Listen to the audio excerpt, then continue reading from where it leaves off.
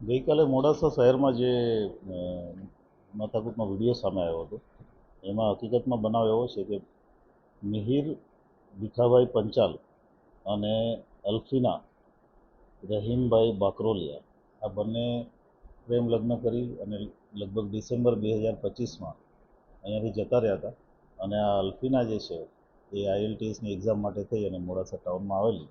એ દરમિયાન અલ્ફીનાના માતા પિતા અને એના મામા એમ બધાએ સામૂહિક ભેગા મળી અબ્દુલ રહીમ ગુલામ હુસૈન જે એના પિતા છે, પરવીનાબેન, સલાઉદ્દીન હુસૈન જે છોકરીના મામા છે, આસિફ, રૂહાન ઇરફાન હુસૈન પટેલ અને એક અરબાઝ કરીને છોકરો છે. આ બધાએ ભેગા મળી અને છોકરીને IELTSના સેન્ટર ઉપરથી ગાડીમાં બેસાડી અને અપહરણ કરીને લઈ ગયા હતા. અને પછી જેવી પોલીસને વિગતો મળી એટલે કુલ 7 અલગ અલગ ટીમો બનાવી LCB, SOG, સ્થાનિક પોલીસ સ્ટેશન, DYSPના સુપરવિઝનમાં અને અમે ભરૂચથી આ બધા જ આરોપીઓ એ છોકરી બધાને લઈ આવ્યા છીએ.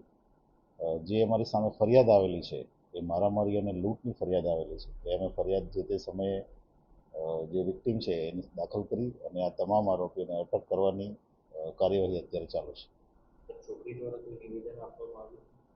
અમે અત્યારે હજી નિવેદનની પ્રક્રિયામાં છીએ. છોકરી જે પણ નિવેદન આપશે એ પ્રમાણે આગળની કાર્યવાહી થશે.